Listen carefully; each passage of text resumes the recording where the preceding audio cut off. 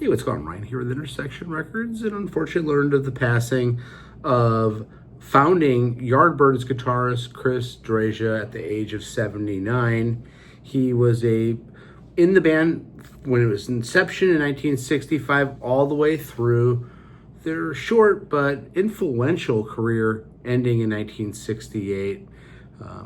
Of course, there was three other great guitar players in the band. They were a five-piece band. They really kind of set that five-member band attack with two guitar players, bass, drums, and vocalists. Chris was the guitar player alongside first Eric Clapton, then of course Jeff Beck, and then finally Jimmy Page. At this point, though, when Jimmy joins, Chris switches to bass.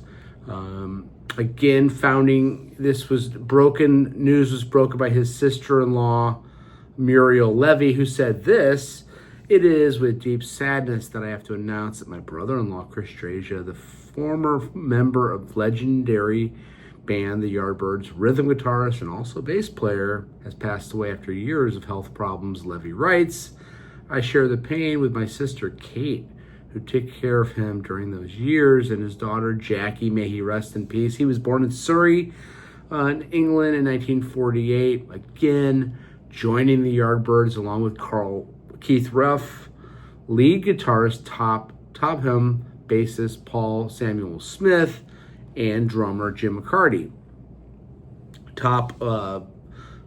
Topham leaves the band, and of course, famously, Eric Clapton comes in. And, they have hits like For Your Love.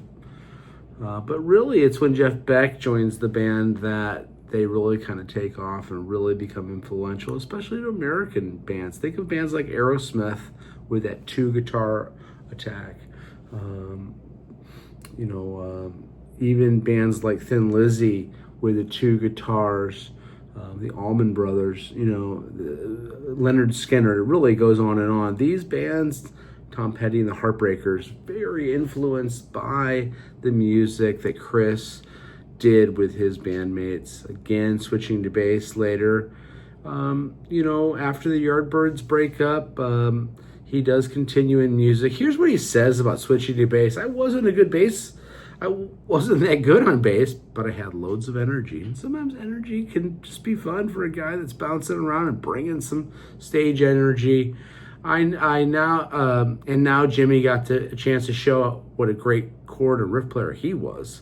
It was embryonic Led Zeppelin in some ways, and that's true. That last incarnation of the Yardbirds was showing the world what Led Zeppelin would become. Even though Jimmy didn't need a second guitar player in Led Zeppelin, although all the studio albums have overdubs.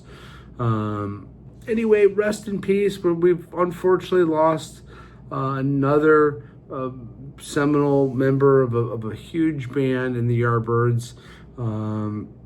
Rest in peace, Chris Dreja.